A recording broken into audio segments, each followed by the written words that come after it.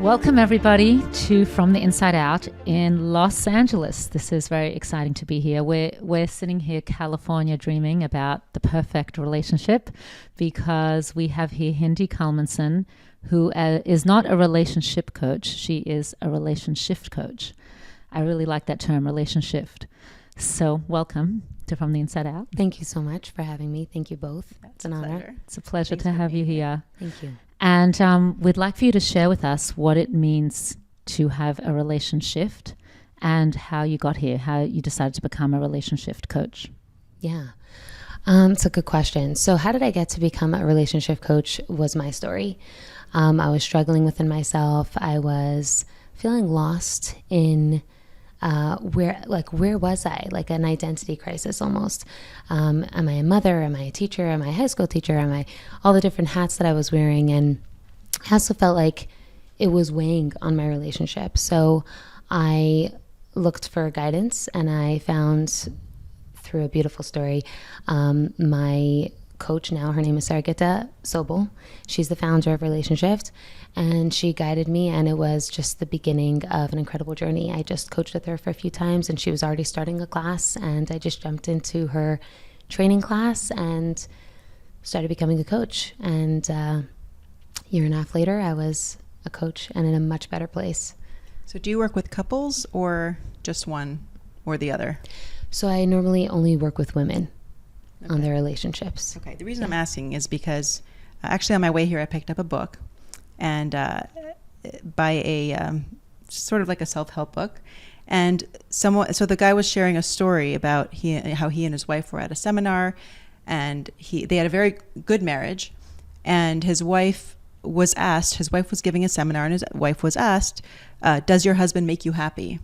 And she said, no. So he was sort of taken aback at the answer, but then she continued speaking and she said, no one else can make you happy. Only you can make yourself happy. So given this whole idea of a marriage being very reciprocal, like you have to give and you have to work on making each other happy, how do I understand that with this idea that no one can make me happy, only I can make myself happy, which you said that you work with women. So it would be interesting to understand like what your perspective is on that. Yeah, first of all, I love that story because that was definitely, hearing that exact story was the beginning of my journey as well. Like realizing that in ways I was depending on my husband to make me happy. And realizing that I was losing so much power in putting my happiness in somebody else's hands. So that began for me a whole journey of just where can I take ownership?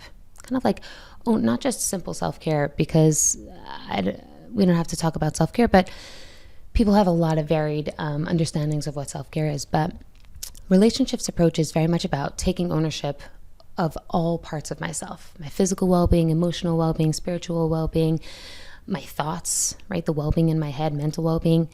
So that piece was a huge shift for me because what it did was it made me shift from a state of victimhood, which is I'm at the mercy of somebody else for my happiness, and instead brought me back to myself that this is my power, like this is within my own power, and this is a decision that I have to make. Because my husband tried very hard to make me happy, and he does all the time, but it takes a certain openness to be able to even receive that happiness and that joy. And part of my story was realizing that I wasn't even open to receiving the joy around me. Baruch Hashem, I have children and they're healthy and there's so much joy in my life, but I wasn't experiencing it because there was a lack of openness to it. Do you think there was a reason for that, for the lack of openness? I do. I think there are a few reasons. One of which I think, which is a huge one, was being realistic. Somewhere throughout my life, I decided I have to be an adult, and I just decided, okay, so all those dreams and ideas and those things that might be fun weren't attainable anymore. And what happened was, I think inside my brain was, I would think of a good thought or I would think of something exciting to do, and then I would shut it down because I have to be realistic. I have to be responsible. I have to, even before I was married, right? I have to take care of whatever it was that I had to take care of. And that slowly but surely shut down a part of my brain that is very much linked actually to femininity, to joy, to the innovation of that openness of what can be joyous for me, what can be exciting for me. So that had been shut down slowly but surely. And so I had to find ways to actually open that up again and experience joy. What is joy? What does that feel like? And I had to experiment a lot. Like that curiosity was gone. So there's a few different reasons for that. Another reason is fear. It's very vulnerable to feel joyous. It's very vulnerable to experience a sense of happiness. It is. Because of expectations or? Expectations. There's a lot of, imagine like you're watching your child at a preschool graduation or something, and they're just so cute and they're up there on that stage and you're just looking at them and your heart is throbbing with the joy of it. Now imagine someone is just staring at you and looking at your face while you're having that experience. It feels invasive. Why? They're just looking at you, but you're in this state of joy and it's so personal. It's so deep. And so there's a sense of vulnerability around it. Now, when you're in that place, it feels great. But what happens when you kind of leave that sphere of joy? Sometimes it's gentle and you just go along with your life, right? You just left the preschool graduation. Sometimes you get that call, whatever that call is, right? That awful something, because something always bad is gonna happen, right? So there's always that fear of impending, this is joyous right now, but there's some sort of impending doom. Something's coming because I'm happy now. I don't want to feel that plummet. And so in ways, I think because of that fear, there was also like that drive to just stay neutral. Let's just stay here instead of being too high so I don't have to experience that low. And there's probably other reasons, but that was definitely a part of my journey. And so it's interesting because what you said about like waiting for the other shoe to drop, like we're afraid to tap into full joy because we need to prepare ourselves for like the inevitable, like you said, thing that's going to happen, because ultimately everybody's going to experience something. Right. So Brene Brown talks about that. Yes. She talks about how if we foreboding joy. Exactly. Yeah. Exactly. So that's what you're saying. It's like we're afraid to feel the joy because we're holding back for the inevitable problem that will show up, thinking that if we're not, let me not be too happy because then it won't prepare me for what's coming. Right. Yeah. I also think sometimes women don't want to feel too happy because then maybe everyone around them won't live up to what they're expecting. That's what I meant by expectations. You know, if I show that I'm happy, then they'll be complacent. Do you know what I mean? Yes. That could be another reason. But back to what the first reason, I think that a lot of young women experience this. They have these like dreams of what marriage is going to be like, or also they have this dream of traveling or doing all sorts of things or exciting things that aren't possible as soon as they get married. And then it creates this depressing feeling of like, this is not what I expected. Yeah. A lot of women experience the shock of having kids. I know for me, like a lot of people will compare, you know, what was hard for them, 2 to 4 kids or 3 to 6 kids, you know, whatever, 3 to 4. For me, 0 to 1 was a very big acclimation period of, and now I have this child to take care of, and there's nursing times, and there's, you know, there's so many other details to think about. It's not just me running out and doing whatever I want. Yeah, it's a huge shift for women, especially early on in their marriage. So for those two things, what helped you to, those two main things that you experienced that you're sharing now, what was it that helped you shift your perspective to create happiness for you or create optimism? And I think I just want to open up the question a little more, like expand on it, because I hear a lot of people say that they gave up their dream for the sake of their family, as if it's like a sacrifice. Like, now I no longer can pursue my dreams because I have this family and I have this life, and I have to, it comes at a cost, right? And I have to look at the full picture, which makes sense. But I think that's an excuse. I mean, maybe I'm making a bold and like uneducated statement, let's say, because I'm not the relationship coach. But I feel like if you want to achieve your dreams, first of all, no one really knows which direction where they're gonna end up, I should say. So I've seen people who have families who have been able to pursue a dream, let's say, and people who, you know, maybe put off having a family because they wanted to pursue their dreams, and then they found that wasn't really what, you know, life had in store for them, or it didn't turn out the way they wanted it to. So to expand on Rivkah's question, how do we balance living the dream, or let's say pursuing your potential as a person, as an individual, with the responsibilities that you have as a mother, as a wife, as a leader. How do you are we giving up our dreams? Like, is that what's happening? Is that how you see it? It's a really good question, and there's like so many questions that I think we could bring them all together with just one answer. So one of your questions was, how do you balance the happiness and then your husband also making you happy, and that whole relationship part? We didn't get to that. And then there's this piece of giving up on your dreams.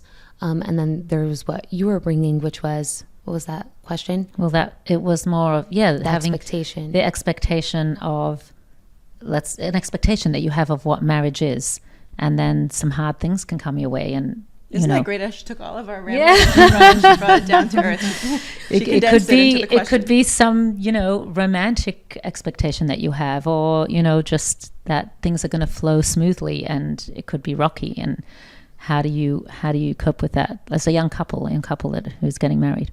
Right. All really good questions. So I think the first way to approach this, and I think it's important for a young mom to hear it, and even anyone else, meaning not just it's not just for young couples. It could be, you could be married for many years. Yeah, for sure. Even empty nesters, I think also need to hear this message. So a very big part of what Relationship teaches, the first principle is essential value.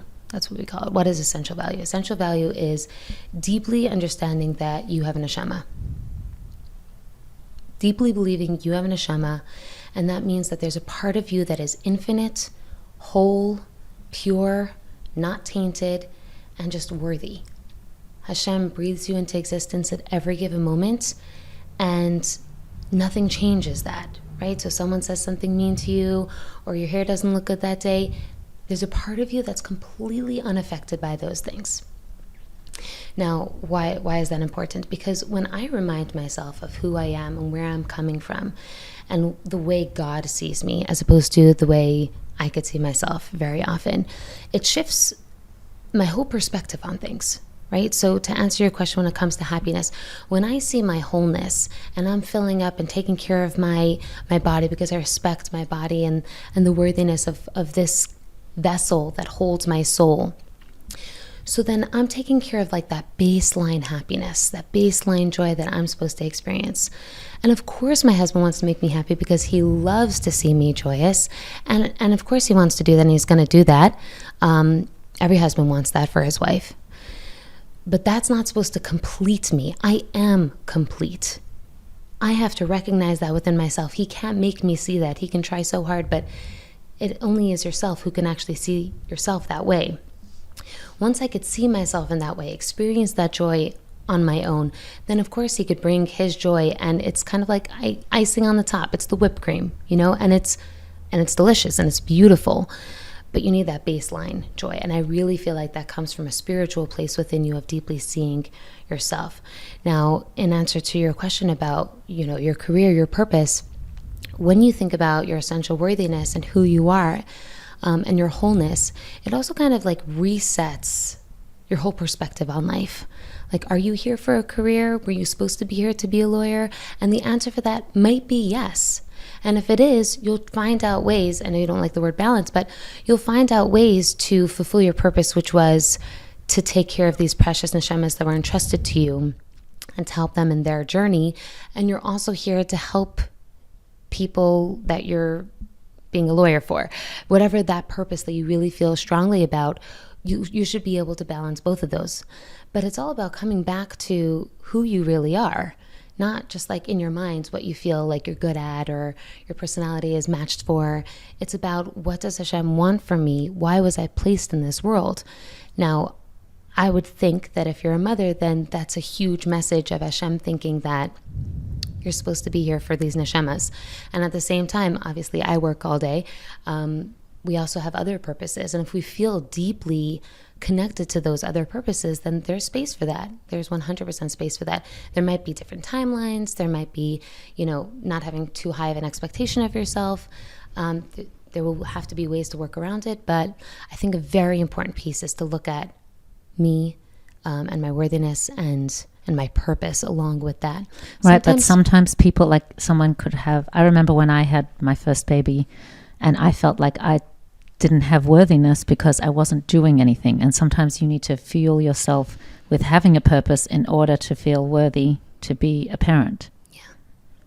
Yeah. So that's I'm saying, which one comes first? You know, sometimes the fueling yourself needs to come in order to be able to, well, maybe it's, I'm just listening to you. Maybe it's fueling, like recognizing that you have a soul and that's enough until you find your purpose. So I love what you're bringing out here, because a lot of people will bring this also to like religiosity. Like, I'm not there yet. It doesn't feel aligned. It doesn't feel like I should be dressing a certain way, speaking a certain way, being a teacher. And something that's so powerful that I think about all the time is what the Rebbe used to say, the Rebbe says, is if you know Aleph, teach Aleph. What's the concept behind that? You don't have to be anything. You don't have to be at a certain madrega, at a certain level. You don't have to have achieved, because we never really feel like we have gotten there and plateaued. So I think it's always taking one step forward.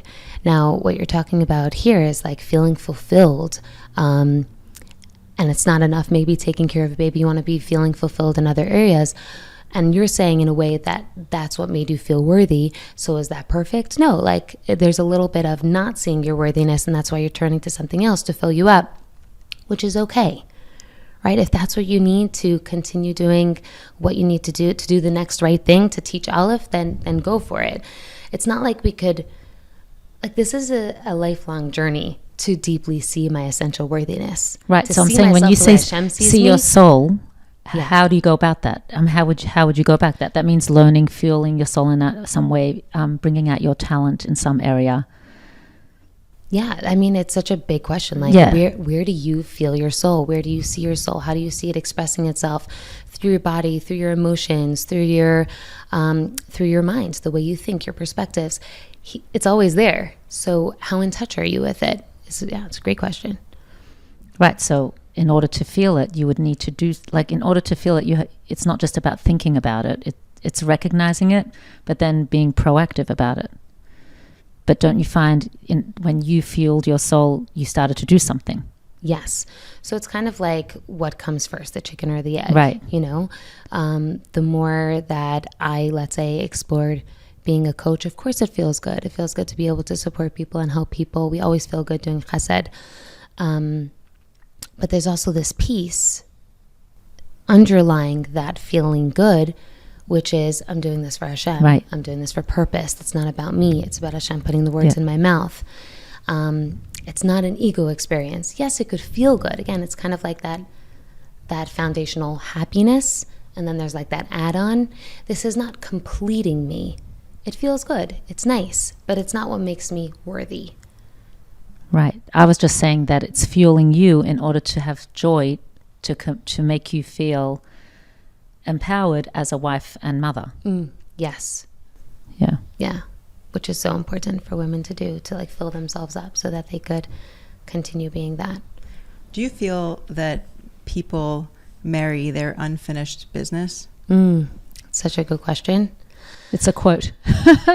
Wait, isn't it a quote? It's certainly not. I didn't coin "we marry our unfinished business," but it's out there, like that our spouses can be our greatest teachers, but we need to, if we have to walk into a relationship with that in mind, like what can I learn from this? Obviously, barring extreme circumstances that like negative circumstances. But I'm saying in general, like for your typical couple getting married, it's like, is that something that you think is true? So it's interesting because I think that coined term takes more of like a negative approach to it, but 100%. In Relationshift, we talk about something called divine design, which I think Sarah Geta coins that term, which is the idea that the person that you're marrying was not by chance. The person that you're marrying was carefully curated for you. Now, it can take a while for someone to deeply acknowledge that. That's like a huge accountability to look inside and say, that what this person is bringing to me, and obviously you're looking at the challenges, you're not looking at all the wonderful, beautiful things that they're bringing to you and complaining about it. You're looking at the things that are hard for you. And to say that Hashem designs that for me, that's a very hard thing for people to kind of look at even. But when someone is ready and when someone is there, and it's a very personal readiness, there is that idea, right? Hashem is bringing this person to you because there's something in that person that they are going to be giving to you as a gift. It's an opportunity. And to be able to see that and look for that, even in the challenge, takes tremendous courage. But yeah, I totally believe in that. Right. And the other side of that would be that someone's getting married to fill a void. Like you're kind of marrying. The negative connotation of that would be you're getting married because you don't feel in a wholesome, and then you feel like, oh, I'm going to marry someone and this is going to make me happy. But like you were saying earlier, really you need to be feeling in a whole place. Your husband's not going to fill your void. Right. Yeah. But yeah, I think that that's very powerful when you recognize that the differences that you have or the challenges that come up are really Hashem presenting you a way to better yourself. Yeah. I could give you an example if you want. So just one small way. I mean, there's so many things that I have worked on in my relationship or even within myself. So something that I think might be relatable to some people was timeliness. So I can say that I thought of myself as super timely, but it bothered me if I was off, not on time, and if my husband was not on time. And it became something so large in my head, and it grew, right? And I hear this from women all the time. If he's not on time, that means he doesn't respect me, right? That's like a deep belief. If he's coming late to meetings, which I know he's coming late to that meeting because he was with me and I know how long it takes, and I know what time he's supposed to be there. So then they're not going to take him seriously. And lots of fears could come up with that. And it's just a simple thing of him running 5 minutes or 15 minutes or 20 minutes late. So again, there was a lot of different aspects that I had to look at. But one little thing that I grew from was, instead of looking at him and looking at his circle of ownership and what he has to do to improve being on time, was realizing that there's a deep value in the way that he runs his time, which was a very interesting thing for me to unfold. The way my husband works with time is he's tremendously present. And wherever he is, he's there completely. And that's something that I was totally devaluing. I was not even acknowledging. I didn't recognize that when he was with me and he's late to that meeting, it's because he's with me and he's entirely there, even if I'm stressing that he's late, right? So that's such a gift to me. It's such a gift to my family. That's what's so attractive about him. People love that he's there, he's present. So that's just something to appreciate. And then going inside of myself and seeing, okay, what can I explore over here for myself? Realizing how controlled I was by time. That if I was late to a doctor's appointment, my physical body was reacting. Like my heart was beating. I came to the doctor's office, and when you have to do that shameful thing right when you arrived and when your actual appointment was, I was like, I didn't want to write what time I came because it's so embarrassing. This is what time my appointment actually was, and it was 5 minutes. It's not the biggest deal. It was deeply affecting me. So I had to do some exploration of why I'm so controlled by time. Is there a way that I could be a little bit more present and let go of the control and the fears around it, the beliefs around it? So it's something really simple, but looking at divine design, right? Bringing that challenge, right? It's a small challenge, but it was weighing on me, on the relationship. So looking at the divine design and seeing that challenge was actually a very beautiful opening for me to explore something inside of myself that was lacking, I think is an important example. It's almost like, I love what you're saying. You're saying that if something bothers you about someone else, and I like how this whole idea of whose problem really is it, right? So very often we carry the emotional burden of, let's say, someone else's choices or decisions, meaning, let's say, my husband isn't on time. I like to be on time. This is weighing on me. and I'm making it my problem. Or I'm making it this person's problem. The question really is, whose problem is it? So it's his problem, so to speak, that he's not coming on time. But what's mine is to work through those feelings of like frustration when he can't make it on time. And I think part of it is there's two ways. One way that you mentioned, I love, is saying, well, totally reframing it and saying, wait a minute, so he's late because it was something he's so positive. fully present in the moment that's what compels him to sometimes be late, which is... You turn the negative to the positive. It's a complete reframing, which, by the way, can be done with pretty much anything. You can that's a great reframe. I really like that. Well, it's more of it's not a huge issue. Like there could be a husband who says things out of line in front of other people, and that could be something else that's a problem. Right. So I was just talking to a friend about something similar to this, and so there's the reframing, and there's another little tip, and I'm just curious to know what you think. Is not like so. Let's say it bothers her. Yeah, but that's something that bothers her. Let's say it bothers me or her that her husband's late, right? So the question of also what to do with it, and I wonder what you think of this. Sometimes we just need to get something off of our chest, but not necessarily to the person that it's about. So for example, it's like, it's weighing on me that someone's late, right? I think the instinct for someone, let's say a woman who's dealing with that, is to go to her husband and say, why are you always late? Can you please just try to be, more respectful of my time? Like, we need to be here at a certain hour. Like, it's not fair, blah, blah, blah. I find that sometimes it just needs to be said. So you can say it, you can literally say it to a wall, or to like, call a friend and say, I need to bounce something off you. I need you to pretend like you're my husband right now. And I'm just going to say it. And then once it's said, then it no longer has the same weight. Sometimes, yeah.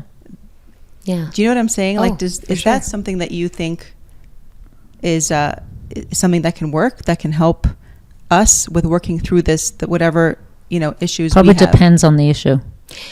Well, in ways, actually not, because I love what you're saying, which is what we talk about when we're talking about taking care of your emotional well-being. So oftentimes a woman will turn a lot to her husband for that grounding, for that emotional well-being. And I find that women need a lot more than just one person to support them. You need a group of friends, or you need a support team, literally, to help you feel grounded, safe, secure. Some women are afraid to share with other people because, first of all, they want to respect their husband's, personality or their relationship with their husband, and keep it private. A wall. They could talk to a wall. They could talk to a wall. Or you could talk to a coach. A relationship coach. Exactly. You could speak to a coach. But sometimes there are those friends who, listen, if it's going to help your shalom bias and it's going to help you prevent you from bringing a load of emotional baggage to your husband, then I think it's okay to bring something to a very non-judgmental and loving friend who will just listen to you and reflect back to you what you're saying. I think obviously better a coach, but if you have a friend like that, and I definitely have friends like that, then that's beautiful. Right. But let's say with the time thing, let's say you had brought up that example. Would you tell your husband, like when you would tell your husband, please be on time, that probably didn't work. Right. So what worked was you recognizing your own, I guess, I don't know if it's a flaw or your own, perfectionism thing that was going on. Once you recognized that and worked on that, did he start to come on time, or he's still not coming on time and you're okay with it because he's present? You know what I'm saying? Did it change him, or did things stay the same, but you shifted your perspective? It's such a good question. So it's both, because I worked so hard on myself to let go of the whole time thing. Like, I took clocks out of my bedroom. I took clocks out of all the bedrooms. When it came to bedtime, I stopped being so hung up on supper needs to be at 5 and then, everything has to be at that certain time. I just entered into a much more flowing state. So I don't necessarily know if we're on time all the time or not. That's good. It's not a thing anymore. Meaning, exactly. I just stopped assessing. I stopped going into that space of assessing myself and assessing him and being so wrapped up in it. Mm-hmm. Also, there's this law of nature, like what you resist persists. So the thing that you're constantly trying to change about another person, you're actually perpetuating that same behavior by telling them they have to change. Yeah. So what happens is your best shot at change, ironically, is not letting it bother you and just letting it go. Right. And at least that, you know, you're not guaranteed to change anyone, but you know that if you change something about yourself, then that can get you the results you want. But then there's no guarantee. Right. Well, she's saying she doesn't even know if it changed anything, but she just let go of it. But she knows that if she didn't let go of it, Should still very be unlikely would very change either unlikely way. would it change. Oh, for sure. Yeah. Right. For sure. But that's the first thing people I think a will lot of do couples is don't just realize that. the Yeah. first thing they'll just let their husbands know or let their wives know, like, you need to change this, and then no one's changing. Yeah. Of course, like a fundamental part of relationship is the only person you can change is yourself. Yeah. Right. But you can shift the dynamic by changing yourself, because if you stop pulling on the rope, you know, then there's no tug of war any longer. Right, So right. you could shift that. Sometimes even they know, like maybe your husband knows how important it is to you, but he couldn't do it. But when he sees that you've worked on yourself, then that the spouse will go and make an effort to actually change that, because they see how much work you've done. Could be, and it could be that that's not even conscious. I just find we talk a lot about creating space, just like creating space for another person. Right. I know for myself that I was often looking at my husband and what he's doing, and a little bit like obsessing over whatever, how he walks, how he talks, what he's wearing, you know, what his work look like, what's his learning like. My whole world was my husband, because in ways I went through that whole experience of like, I'm giving everything up for my husband, for my family.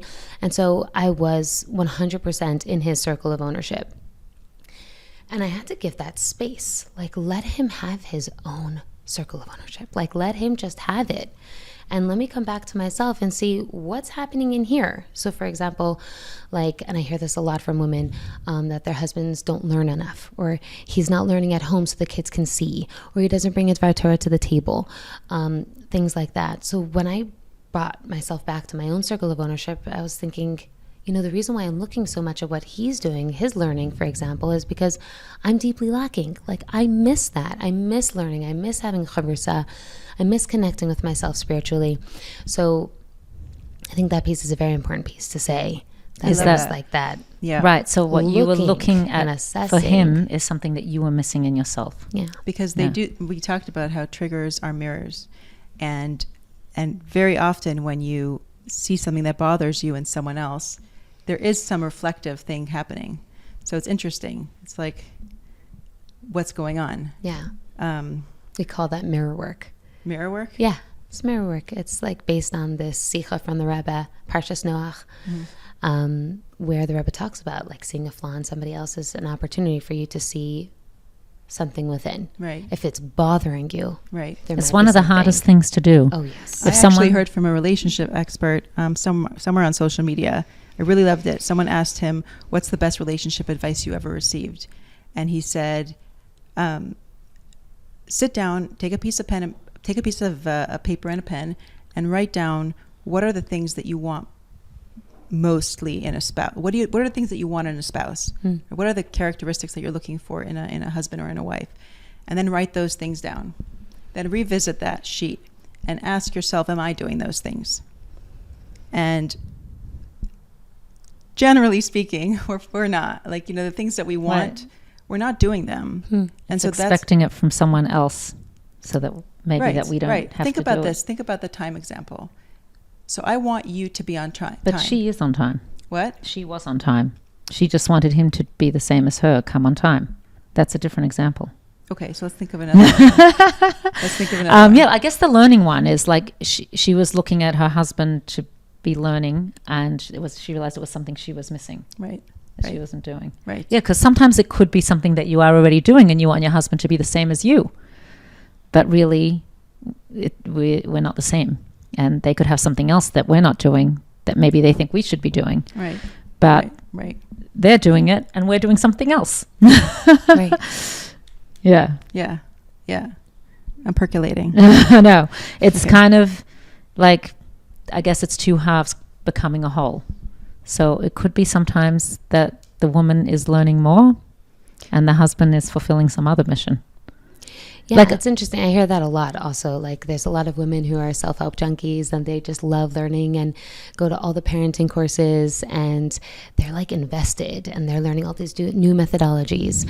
And then they see their husbands as someone who's just doing it the way they were parented, and the wife deeply does not believe in the way they were parented. Right. So it's definitely hard. It becomes very challenging in that kind of situation. And I think what you're bringing here is this idea of, well, you might be doing it your way, but he's also, there's some value in the way that he is doing it. Can you see value instead of just being stuck in your way? Your vision is the right way. Right. Yeah. Right. Do you think, you see clients quite a bit, I'm just wondering, do you believe or do you think that feelings are a good barometer for how well a relationship is actually doing? Meaning, like, you probably have certain like, let's say, guidelines for or ideas of what a good relationship looks like. So do you sort of trust that if a client feels that their relationship isn't working, that's valid? Or do you feel like your feelings have no, basis? Or they have an expectation. Or they don't really have any, they don't carry a lot of weight. It's really like, let's look at this objectively and see what your relationship actually looks like and set your feelings aside, let's say. Yeah, like maybe their relationship is better than they think it is. Like they have an expectation of a relationship that's not really a relationship. Yeah, I hear that. So it's interesting. I wouldn't take either extreme, because feelings are a great indicator that there is something right, there's something off, there's something wrong. And I also know for myself that I could be feeling something and not feeling, let's say, connected to my husband, and it's because I didn't eat anything that day. Right. Right. Like, right. Sometimes it's not baseless, but it could be a lot of different variables that are bringing, let's say, disconnect or feeling disconcerted. Or so it takes a lot of self-awareness to be able to kind of sift through all of that and see where this is exactly coming from. And if you're not, let's say, trained to do something like that, then it's nice to talk to a friend or talk to a coach, right? To kind of like sift through what exactly is happening. So when I hear a woman and she's sharing with me, let's say, that she doesn't feel so connected with her husband, of course I take her seriously, right? I could only work off of what she's sharing with me. Yeah, and that's I guess you're right. If that's her feeling, that's her feeling. Right. So there's obviously something there, and it could, like you said, be something that she just has to be able to see. Like maybe there is great connection there, but she's just not seeing it. So I kind of have to troubleshoot to kind of sift through all the experience that she's sharing with me and find out what exactly is happening here. It could be that she has an expectation of marriage. She had this vision and it's not living up to that. It could be that there's something deeply wrong in the relationship that she's just kind of totally not aware to, but she's feeling something, and I could hear it through all the different things that she's sharing with me. So feelings are a great indicator, but then feelings also are based on our perspectives, right? Our thoughts create our feelings. So if I have a belief about my husband, for example, let's say a woman has a belief about her husband that he is that he's just so involved in work and he's always talking about himself, right? So let's say she's even tending towards thinking that her husband is narcissistic, right? So now she has this thought in her mind, he is so self-absorbed. So if he even asks to take her out to a coffee, she's thinking and she's feeling he just wants a coffee and he just wants someone to sit with him at the table, right? So, and that's her feeling. And her feeling is lonely and sense of abandonment and feeling so disconnected. But that all came from her perspective of he's self-absorbed. Now, the fact that she has that belief already in her mind is coming from somewhere. It's not coming from nowhere. Because he may be self-absorbed. He might be, and it could be also she's experienced again and again that he is. We're not saying that he's not, but it is an important thing to realize that our feelings, yes, are indicators, but they're indicators to what's happening up here, what's happening in your body. It's all interconnected. So I wouldn't just, dispel those, but it's an important thing to take ownership over your beliefs and your thoughts and see what's spurring that feeling. That's and what happens if it is genuine, that what had happened is if the thought is true, that this the husband, I don't know, is difficult and he is self-absorbed and a narcissist, then what happens? Then I would invite her to a coaching session. Yeah. Because that's something to work through. And that's a very painful situation to be in. And if she's committed to the relationship, there's definitely hope for her. But there's ways to work around that, meaning a huge piece of what we believe in as Relationshift, and the fact that Relationshift is based on Torah and Chassidus, is what? Is Relationship based on a Torah approach? Oh, 100%. All Torah, Kabbalah, Chassidus. Mm-hmm. And we have 13 principles, and all 13 of them are sourced in Torah. So that's so nice. Yeah. No, it's incredible. It's, for me, life-changing. It's a Chassidus. It's based on Chassidus as well? Yeah. And Kabbalah and just even Torah concepts. And psychology combined. Yeah, but I wouldn't say that the sources are from psychology. So the sources are from Torah. Mm-hmm. That's amazing. Yeah, we have a list of sources. So something that we deeply believe in when it comes to Relationshift is, like I said, the first principle is neshama. If I deeply see my own essential value, then that means that I could also see that other people also have essential value and infinite ability. And so even if the other person does have a diagnosis, which almost every woman that calls me has a diagnosis for her husband, right? And valid and invalid, whatever, both could very well be valid. That doesn't mean that that's all he is. Right. That's not what he's limited to. He has an neshama, and he can access other parts of himself all the time. It's always available to him.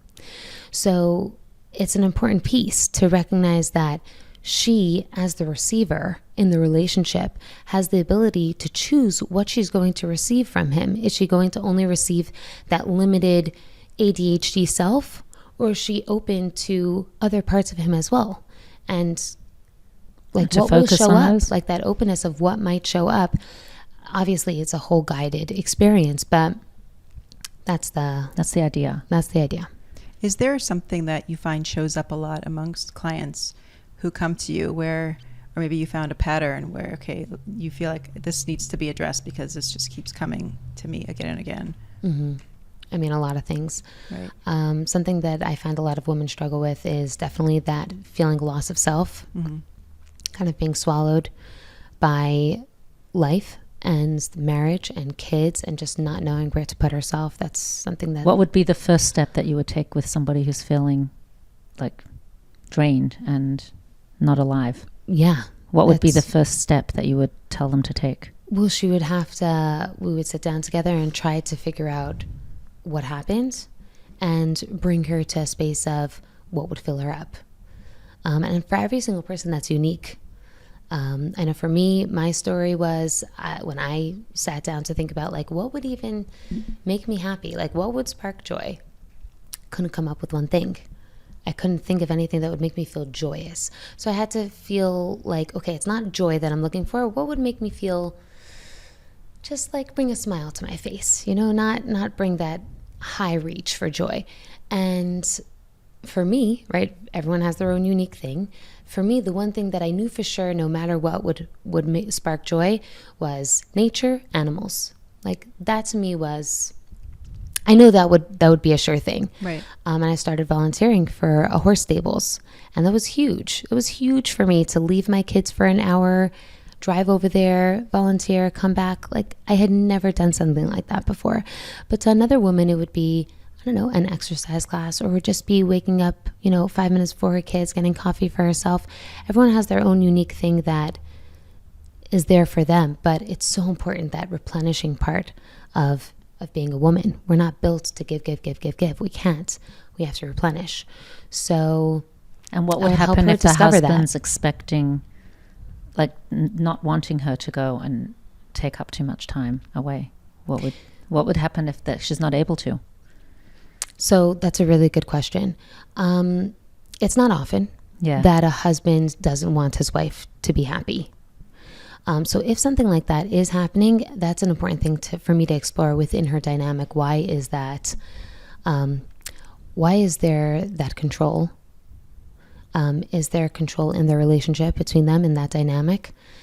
Because it's not often that a husband will resist his wife wanting to be happy. Yeah. If there is that, there could be other underlying issues that are coming along with it. So Yeah, we would have to explore Yeah. that. But it's often more that a woman will say that her husband doesn't want her to, or that, he's saying he doesn't let me. Why? Because he's not going to watch the kids. So she could find someone else to watch the kids. You know what I'm saying? Or she could take the kids along. Like if I want to go on a hike and my husband's not available to take care of the kids, I'll just go with them. And it's so much fun. More often, a woman just feels stuck.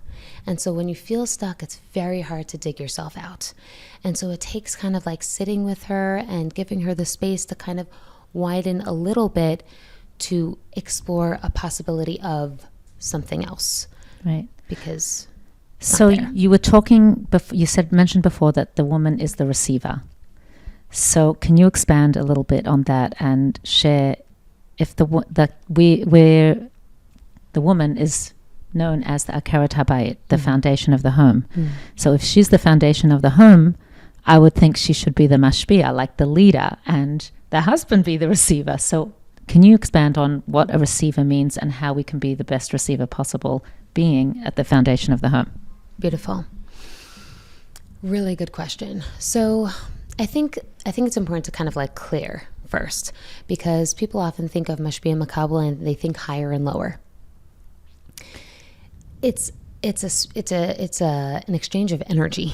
So it's not a higher lower. You know how we kind of think like, oh, God is in the heavens. He's up there. Hashem is everywhere, right? Hashem is present. It's hard for us to grapple with energy or spirituality. So let's first of all just clear the higher and lower, because that's not part of the equation. It's more of an exchange of energy. A mashpia is built to give. Just define mashpia for everybody. Yeah. So mashpia is a giver, comes from the word shefa, right? Sustenance, giving. So mashpia is normally a masculine energy, and that's attributed to the husband, the one who gives. And makabel comes from the word kibel, which means to receive, and it's a feminine energy, and the woman is normally associated with being makabel. Now, a woman also is mashpia sometimes in her life too, right? She has to give to her children. She's definitely mashpia to her children. If she's a teacher, if she's an educator, she's going to be giving in many different areas. It's an exchange of energy, right? So sometimes you're a mashpia, sometimes you're makabel. Now, in this specific relationship, husband and wife, a woman is built to be makabel. She's built that way physically. She's built that way emotionally. She's always receiving the flux of emotions in her home. She's attuned to people's emotions in her home. And that means she's constantly receiving that. And we could resist that part of ourselves. We could resist the fact that that's happening, but it just is. Now, let's get to your question. So what does it mean to be the receiver? What does it mean in congruence with Akarat Habayit? So something that's very hard to explain is femininity, because there's a lot of different approaches to femininity, especially even in the world. The secular version of feminism is very conflicted, and even that ideology has kind of shifted over time. Even for over the last 20 years, it's definitely changed. So let's stick to Torah's perspective on femininity. Torah's perspective on femininity is being makabel, which means receptiveness. It's that ability to be open. It's that ability to flow. The way I like to look at it is imagine there's a waterfall, right? A waterfall is flowing. The water is coming down. Now, if it's hitting rocks, there's going to be a break in the flow. Now, a waterfall can be caught into a pool. There's a pond in the bottom, and it just gathers there to this just safe, calm haven. That's the water. Or it could just continue crashing down, splashing down a river, and there's no actual container for it. A mashpia is built to give, right? He's built to give energy. A man is built to provide. There's definitely an expectation that he is supposed to be provider, even in the secular world still. And that is just reflective of him and his whole energy to take care of the home, to be the one who is who's in charge. Now, I don't mean in charge like he directs everybody. I mean that there's an energy of come all be all. Who is going to protect the family? It's the husband. A woman naturally is looking to someone when she's dating? Someone who's going to keep her safe. That's who she's going for, whether it's healthy for her or not, right? So let's say a woman will go for someone who's familiar to her. That feels safe, even if they're unhealthy. But there's a drive for safety, which again is just outlining for us that there is something to the mashpia giving that maybe sometimes we don't acknowledge. So what does it mean to actually receive that shefa, that sustenance? It means to create a container, to be able to hold what he is giving. So the way Chassidus explains it is there's a lot of different energies that each person has. One of them is a midah called chesed, which is kindness. It represents generosity. It represents giving. That's considered a masculine attribute. So when a man is in his space of chesed, he's giving. He's trying to be generous. So let's say he's asking his wife out to coffee, or he's saying, let's go to Eretz Yisrael. Let's take the kids just for sukkahs, right? He's trying to bring forth something to the family.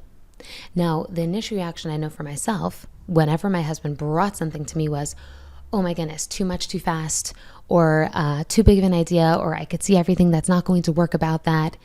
And even if I tried to engage in a conversation of, okay, but what about flights? That's really expensive. Or how are we going to live with the time adjustment for these kids? I mean, we have, all the different thoughts that a woman in her midah, which is bina, understanding, clarification, and gevura, which is justifying and fine-tuning and details.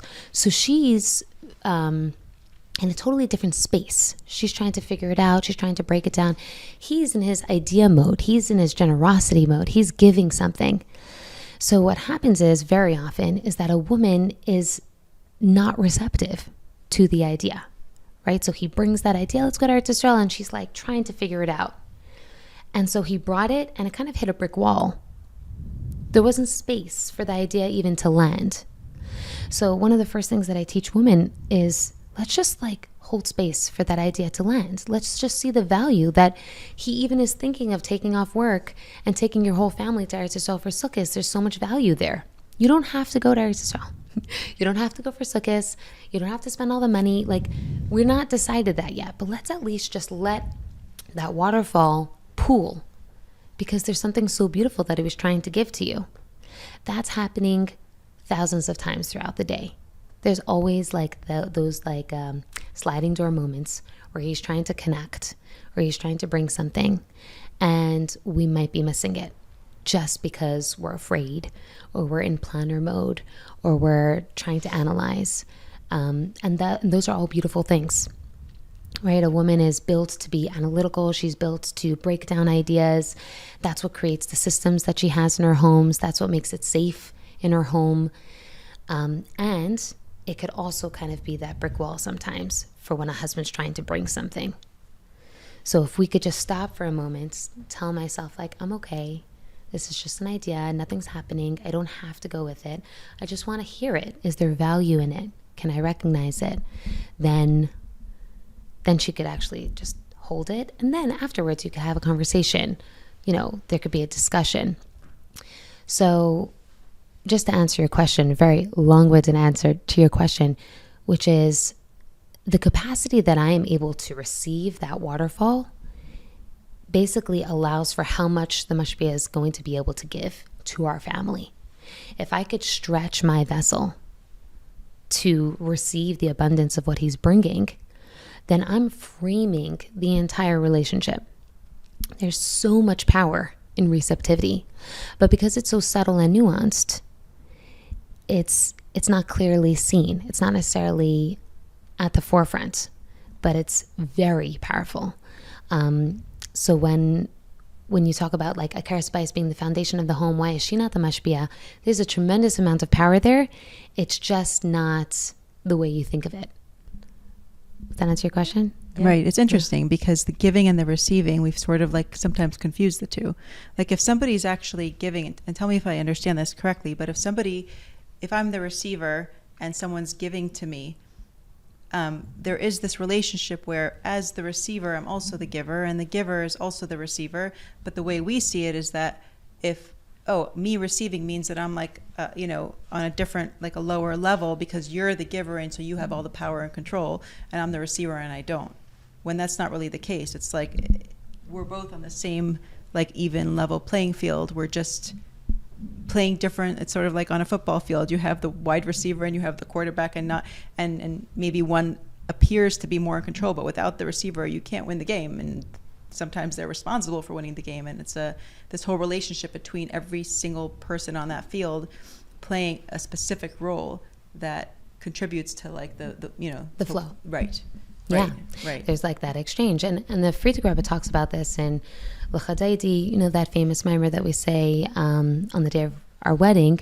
The chassan usually says that mimer, and women sometimes also learn it. Right. Inside that mimer, the Rivkah Eda talks about mashpia and makabel, the giver and the receiver.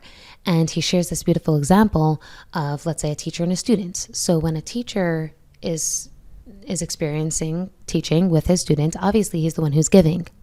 But when the student asks a question, that inspires the teacher, right, to give more. I love that example. But he didn't give, but he inspired. Right. So a lot of femininity and that receptivity is about inspiration. Inspiration to give, for him to be his best self. Yeah.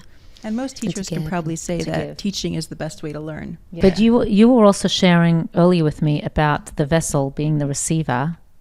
If it's broken, then it's not going to go anywhere. Like the giver's not going to be able to give because the receiver is not whole and broken. Yeah. So we need receiver. to be, like you were sharing in the beginning, in a wholesome place in order to be that receiver. Yeah. And that will give back to them. Exactly. Yeah. So we are really giving when we're receiving. It's an exchange. It's kind of how you want to look at it. If you want to call it giving, but I think of it more as there's a certain power in femininity, right, instead of it being, and I don't mean power in a negative sense. I mean it more in almost like a responsibility in what I can create here. I have so much creative power in my relationship, and I don't think women often see that, how much they can do, how much they can create just by receiving. Right. Yeah. We had touched upon it in the beginning about balance. So you're feeling more in a wholesome place now, let's say, and you're a wife and you want to be a good wife and you want to keep up your wholesomeness, and in whatever that means that you're doing, whether it's volunteering for animals, going hiking, working, learning, having a great job that fuels you, whatever it may be, and you're a mother as well. And how would you advise someone to juggle, like, when do you know, okay, it's time to stop fueling myself, it's time to be there for my husband, it's now time for me just to be there for my husband and put on hold what I'm doing for myself, it's time now for me to just be there for my kids? It's a really good question. I think it's a very personal question for each person. I think, first of all, it's important to have a mashpia, someone who could help you, guide you, be an objective voice in your life to help you discern. I also think there's a piece here that I think is important to say.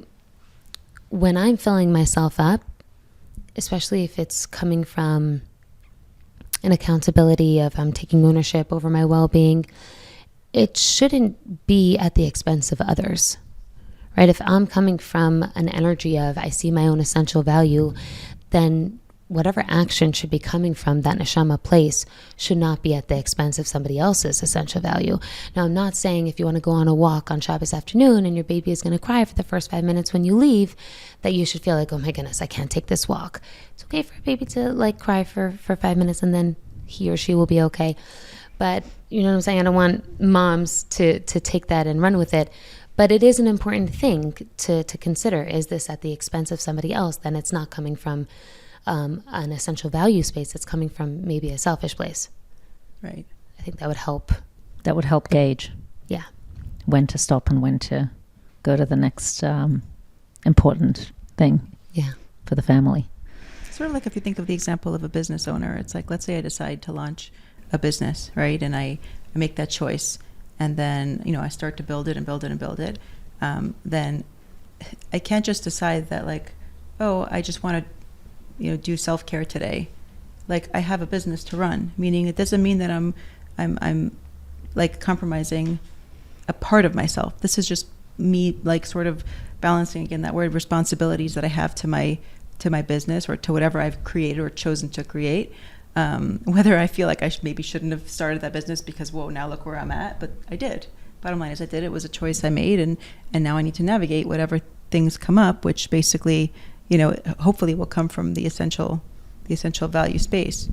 Well, I just wanted to add that, sometimes when you feel like, okay, you're not necessarily giving up something when that now is not the time to fuel yourself, because you might have more time for that another time, but now it's time to be dedicated to your child or to your husband. Like, it doesn't mean that it's not going to be there. Right. It's just kind of, it is a juggle, and it might be hard because it's harder to fuel yourself because you're juggling a lot, but it's worthwhile. Do you know what I mean? Like, you are doing more in the end because you're fueling yourself in order to connect to Hashem, in order to be there for your family. So there's more you're taking on and more to balance, but it's worthwhile because then you're going to be happier. Yeah, 100%. Yeah. People often, they have this longing, they could have that spark in their relationship in the beginning, then it dwindles away, or they didn't have it in the beginning at all. And then if a woman doesn't have it, it kind of can dull her. Maybe that's how you felt and why you went into what you're doing. And that could be one of the reasons, could be because you need to fuel yourself, but it also could be the dynamic in the relationship. Like, what advice do you give people? You said you had just experienced this today, coaching somebody where they weren't feeling like there was a spark in the relationship. Like, they both didn't feel alive, the husband and the wife. What's a step that you would take to enhance the spark? Yeah, it's such a good question. Or to reinvent it. Yeah. So I think an important thing to define is what does spark mean to you? Because I think every single person has their own unique vision of what that spark looks like and what it looked like, let's say, at the beginning of their relationship, or what they had hoped it would look like. Everyone has their own way of connecting with another person and feeling deeply connected with that person. Some people, it's, through the 5 love languages, everyone finds their own love language, right? Quality time, physical touch, compliments, presence, all sorts of things and some people just have a vision. Like, I wanted to stay up late talking to my husband on the couch till 2 a.m. That's what connection means to me, right? And it's very painful to not see that show up in your relationship. And oftentimes, kind of like what we were talking about before, what you resist persists, you were saying. So sometimes what you hunger after never shows up, because there's just a tremendous amount of energy focused in that place, and it's just about the last thing that someone wants to give to you. I don't know if you've ever had this experience, but I've definitely been in friendships where someone is like demanding something of the relationship, and I don't want to see them ever again. Like, not really, but feeling that way, because there's not enough space. Like, there's not just like a respect of space, but it's very painful to deeply want something and not see it show up for you. So I think an important thing to look at is, am I hinging everything on just this one vision or this one mode of connection? Because if I am, then I'm disqualifying so many other ways of connecting.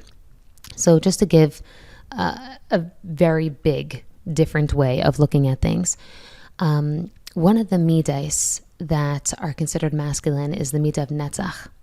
Netzach is persistence, victory, perseverance. It's also commitment. It's going at something consistently. And this is a very masculine attribute. So imagine a man who is consistently going to work. He is committed to his children. He does homework with them every single night. When he is in that mode of consistency and perseverance and commitment, and let's say chesed, the generosity, what he is experiencing is, I am giving. This is me reaching out to connect. This is me being there, showing up. Now, she, on her other end, is like, he didn't give me a hug when he walked in from work, and she's feeling so lonely. And he just can't understand, why would you... I'm literally a whole day thinking about you. I'm gifting us this, this trip to Eretz Yisrael, whatever it is, right? So he's showing up committed. He's trying to connect through those different ways, and it's just not being seen. So something that I just want to kind of reveal to women is, where can I see that my husband is trying to connect, but I'm just totally missing it, right? There, it's there and I'm just entirely missing it. And maybe there's something there to explore. Like, am I stuck on my vision? Is there a way that I could loosen up my vision a little bit? Is there a way for me to expand connection instead of it just being, sitting on the couch till 2 a.m.?